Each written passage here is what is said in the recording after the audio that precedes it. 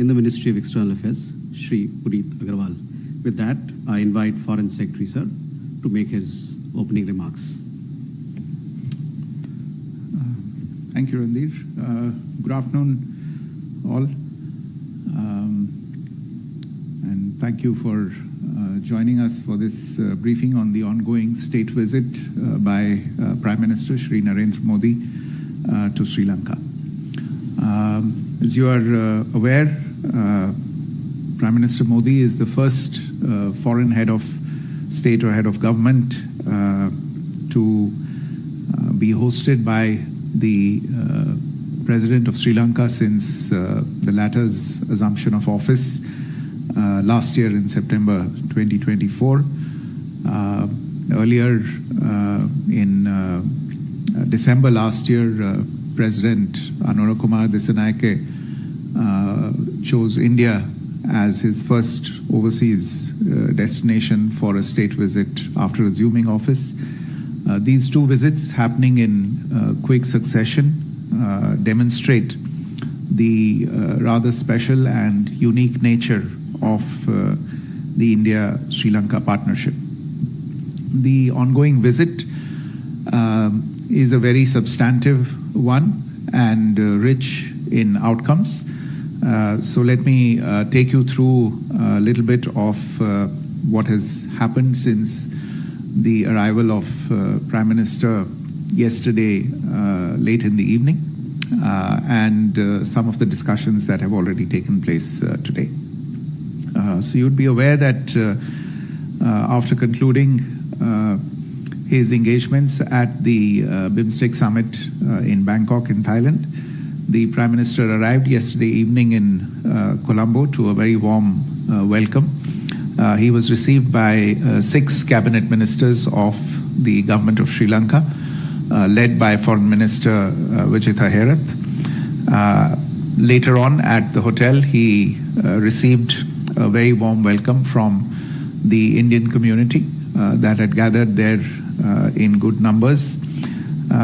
Several collaborative works featuring common cultural themes from India and Sri Lanka, such as Sri Lankan audiobook of stories from the Panchtantra, the Jatak tales, the Hitopdesh, and the Pali composition of Geet Govind, etc., were on display to mark the occasion. Earlier this morning, the Prime Minister was received by President Dissanayake for a ceremonial welcome at Colombo's iconic Independence Square. I'm told that the Independence Square has been used for such a ceremony, possibly for the first time ever, to welcome a foreign head of state or head of government. The ceremonial welcome was followed by official discussions between the Prime Minister and President Dissanayake at the Presidential Secretariat. The two leaders held a restricted meeting followed by delegation-level talks. They were able to review developments in the relationship and the progress made on the joint vision of fostering partnerships for a shared future that had been adopted during President Dissanayake's visit to India last year. They took stock of ongoing cooperation in the fields of connectivity, development projects, economic ties, defense relations, people-to-people ties, reconciliation, fishermen-related issues, and provided guidance for further steps to be taken. After the discussions, the leaders oversaw the exchange of as many as 7 agreements and memoranda of understanding, and they virtually inaugurated the construction of the Sampur solar power project. They also inaugurated the recently completed temperature-controlled warehousing facility at Dambula, which is possibly the first facility of its kind in the island, and a project for supply of solar rooftop systems to nearly 5,000 religious institutions across Sri Lanka. As you can see, even as progress has been made on several items that had been outlined in the joint statement, there are a few new ones that have been added from this visit as well, and some of those were reflected in Prime Minister's press statement as well a short while ago, demonstrating our continued commitment to assist Sri Lanka in its economic recovery. India has concluded the debt restructuring process with Sri Lanka with the exchange of the bilateral mandatory agreements on debt restructuring.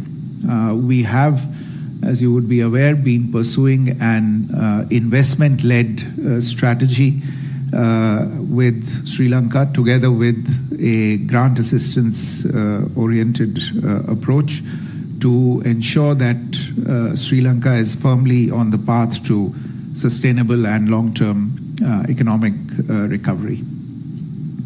There is a recognition also at the leadership level that the security interests of India and Sri Lanka are interlinked.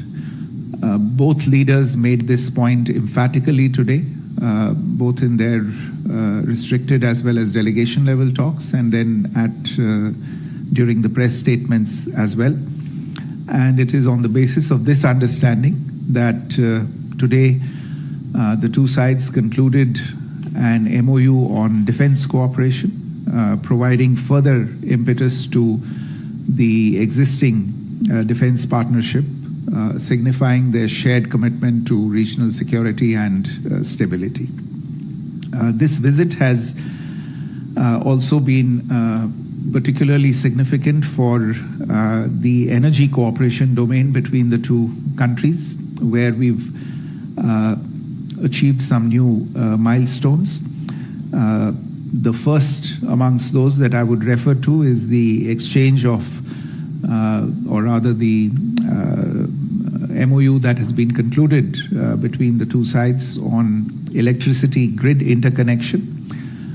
This is a project that has been on the drawing board for some time, and with the signature of this MOU, work will start in earnest on realizing it on the ground.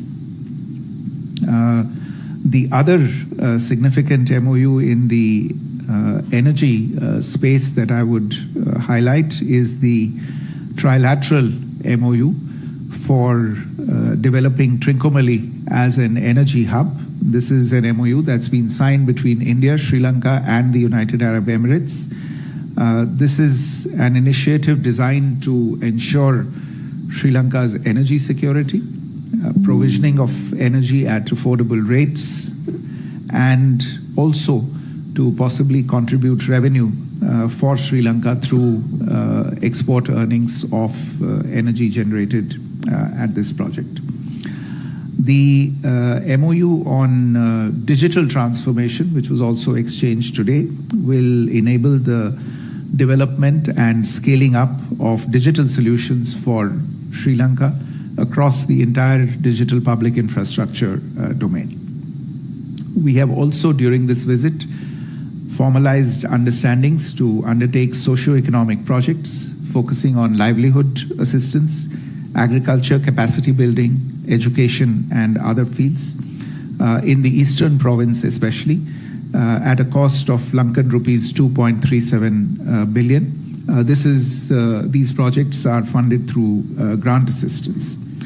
Bilateral cooperation in the field of health has also seen a boost through the conclusion of MOUs on cooperation in the fields of health and medicine, as well as the recognition of Indian pharmacopoeia by Sri Lanka. These understandings will facilitate the expansion of cooperation in the domain of health, including provisioning of high quality and affordable medicines to the people of Sri Lanka. In terms of inaugurations, I have referred to the groundbreaking of the 120 megawatt Sampur solar power project by both leaders. This will support Sri Lanka in its clean energy transition, reduce electricity costs for consumers, create jobs, and stimulate growth. Similarly, the joint inauguration of the supply of solar rooftop systems to 5,000 religious institutions across Sri Lanka will help enhance energy security for various establishments and contribute up to 25 megawatts of solar electricity to Sri Lanka. You would perhaps also have noted the Prime Minister's announcement as a very, very special gesture and emblematic of the civilizational, cultural, and religious ties between the two countries. The announcement of the support for realizing the Sacred City project in Anuradhapura. This goes together with the development of the Tirukoneshwaram temple in Trincomalee. Some of you would be aware that this is known as the Kailash of the South. And a third project in the same space, which is the development of the Sita Elia temple complex in Nurelia. The Prime Minister also announced that some relics of Lord Buddha, which were found in Aravali in Gujarat during excavations, would be sent to Sri Lanka for an exposition, possibly coinciding with the International Vesak Day festival celebrations in May 2025. India has always been a significant contributor to capacity building initiatives for Sri Lanka. And in this domain too, during this visit, we've seen the announcement of a comprehensive package of training for 700 Sri Lankan citizens annually from different sectors, be people hailing from the legislative, judicial, and the media sectors in particular. These training slots are over and above the regular slots that are available to Sri Lankan nationals under the ITEC program of India.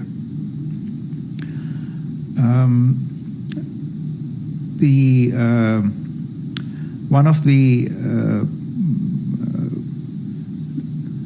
developments of note during this visit, and which was a very special moment during the press statements and the inaugurations, as well as the exchanges of MOU ceremony that was held earlier, was the conferment by President Dissanayake upon the Prime Minister of the highest Sri Lankan honor for heads of state and heads of government of friendly nations, the Sri Lanka Mitra Vibhushan Award, which is a recognition of the role of the Prime Minister in strengthening and transforming the India-Sri Lanka partnership, in particular the unprecedented assistance that India rendered to Sri Lanka during the economic crisis a few years ago. Prime Minister is only the second foreign leader and the first Indian to be honored with this award, which he accepted not only personally for himself, but on behalf of 1.4 billion people of India. Later today, the Prime Minister will be meeting with the leader of the opposition, the Honorable Sajit Premadasa, as well as political leaders from the north and the east, as also the upcountry region. He will also later this afternoon visit the IPKF memorial to lay a wreath there in remembrance of our brave soldiers who made the ultimate sacrifice in defending the unity and territorial integrity of Sri Lanka.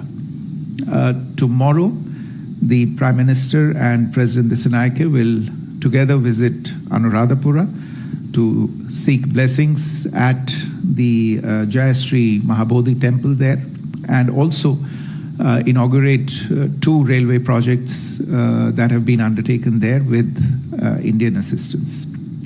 So overall, as I said in the beginning, this has been a very significant and substantive visit, rich in outcomes, and has added significant momentum to our partnership. It has reaffirmed India's stance of standing with the people of Sri Lanka as they continue on their journey of economic recovery and growth, and has also underlined the fact that the well-being and prosperity and security of both countries is interlinked, and that is something that has the imprint of both leaderships. Let me stop here, and if you have any questions, I would be happy to try and answer them. The floor is open, but please do identify yourself, your organization. It is helpful for our records. With that, Sahil. Good afternoon. I'm Sahil Pandey from ENI News Agency. Foreign Secretary, could you share the components of the Defence Cooperation and also on the trilateral MOU which has been signed? Could you share the roadmap and plan of action in that regard? Thank you. Gautam. So this is Gautam Roy from DD India and DD News. I just want to ask a little bit more about the Defence Cooperation Agreement because we wanted to understand if it entails or has some elements in future, if not immediately, of Sri Lanka becoming an importer of defence platforms or weapons equipment from India, because last year India exported a record amount, $2.76 billion of defence equipment, and we're trying to be self-reliant in our own self-defence. And would this then extend to that as well? Manas.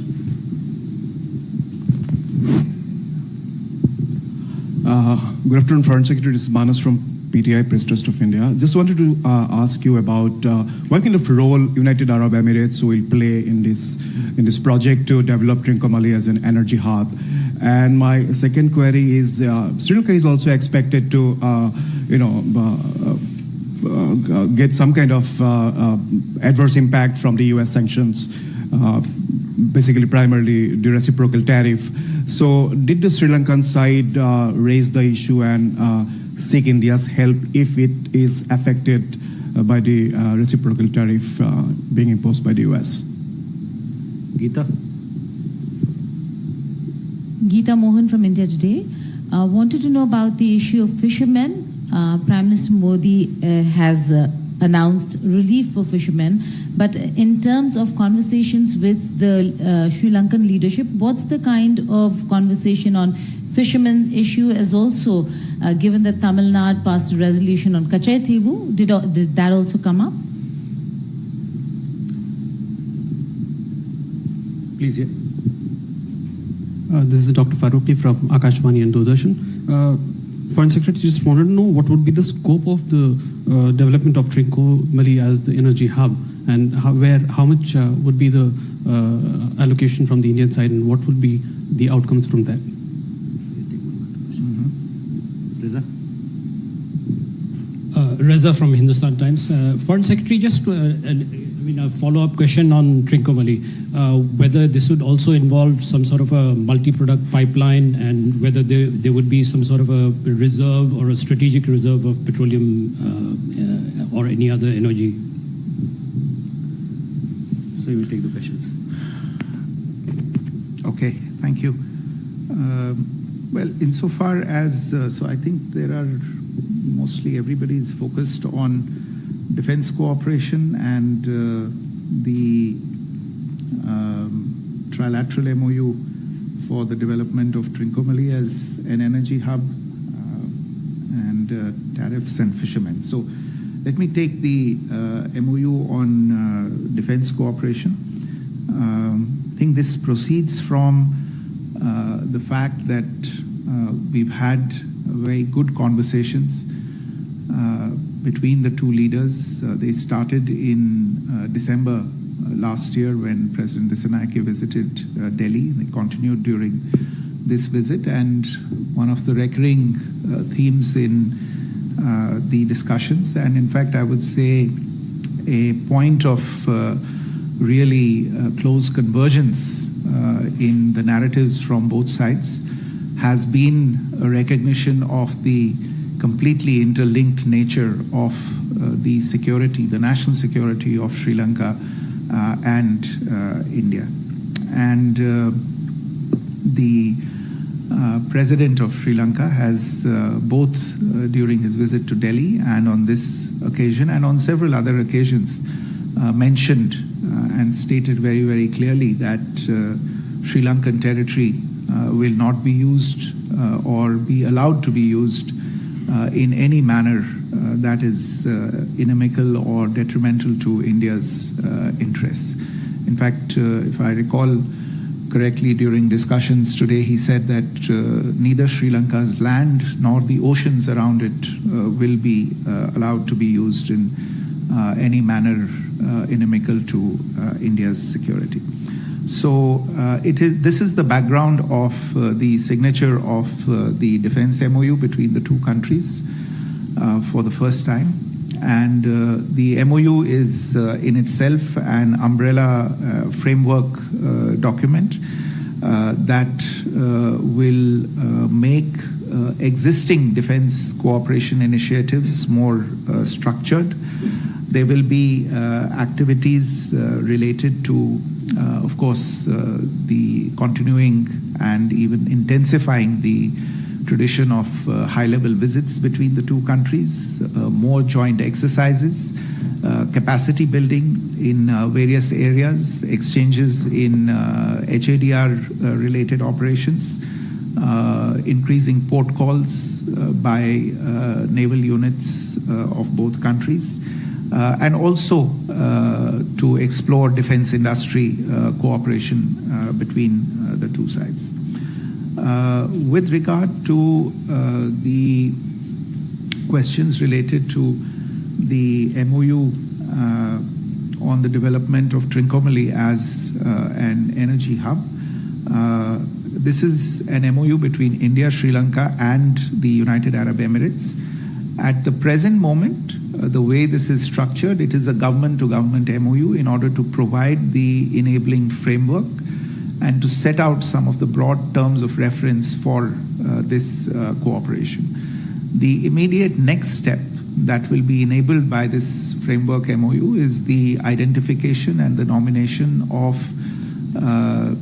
specific agencies and entities that could be government entities or private sector entities, or could be entities related to the governments themselves, that will try and realize the business-to-business part of this agreement. So the actual projects that will be carried out will be discussed in detail by the designated business entities of the three sides, and that is the next step that will ensue.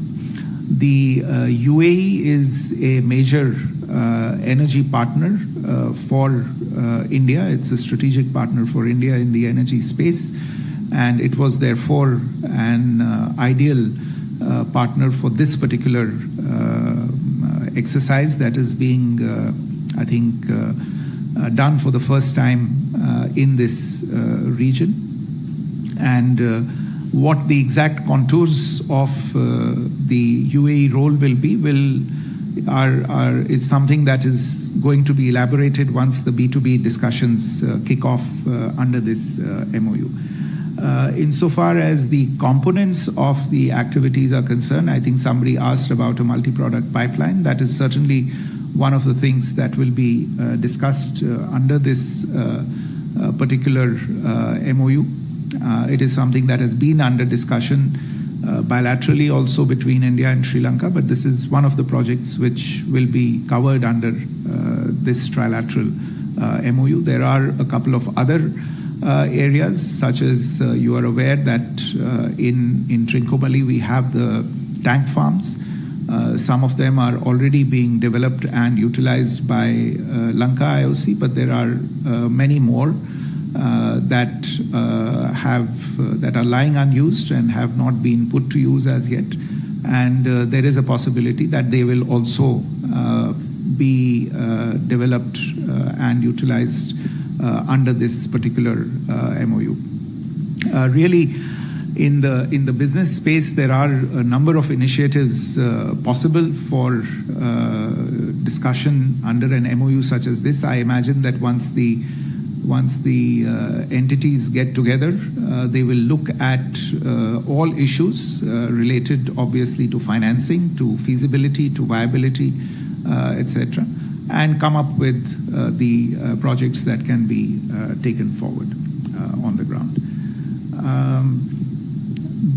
On fishermen, yes, this was, as I said, a subject that was discussed in considerable detail between the two sides. It is something that has remained a constant feature of discussions at all levels, including the highest levels between the two sides. As the Prime Minister said himself during his remarks, there was emphasis on the need to adopt a humanitarian and constructive approach to cooperation on these issues, because these are ultimately issues that impact the livelihood of fishermen on both sides of the Pork Bay. The Prime Minister emphasized that at the end of the day, it's a daily issue for the fishermen, and that certain actions that have been taken in recent times could be reconsidered. We have been informed that the Sri Lankan authorities have taken a decision to release 11 fishermen imminently, I believe, and perhaps a few more in the coming days. There are also releases of fishermen that take place from India from time to time. We've also, both sides also emphasized the need to intensify the institutional discussions between the two sides. As you are aware, there is a joint working group on fishermen between the two sides. Its 6th meeting was held last year in October, and the representatives of the two coast guards that often engage with regard to issues such as repatriation and exchanges also took place recently in November of last year. And both sides are in touch with each other on the possibility of convening the next round of fishermen's associations talks between Sri Lanka and India. The idea is to continue this engagement and arrive at mutually acceptable ways to avoid some of the more difficult situations that arise as a result of this issue.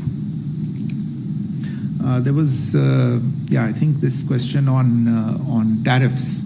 Look, it is obviously something that has impacted everybody. I think Sri Lanka is also dealing with this issue, and there was a reference to this or discussions on this during the meeting between the President and the Prime Minister.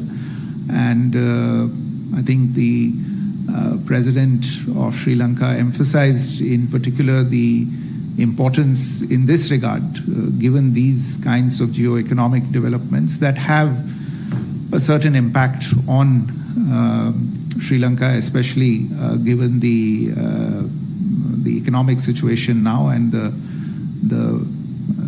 economic passage that Sri Lanka is passing through at the current moment, that how important it would be in the current context for the relationship between India and Sri Lanka to be strengthened even further, especially in the economic space, in order to deal with the fallout of some of these developments. And of course, the Prime Minister assured him that India would always continue to stand by Sri Lanka as it encountered and dealt with these difficulties.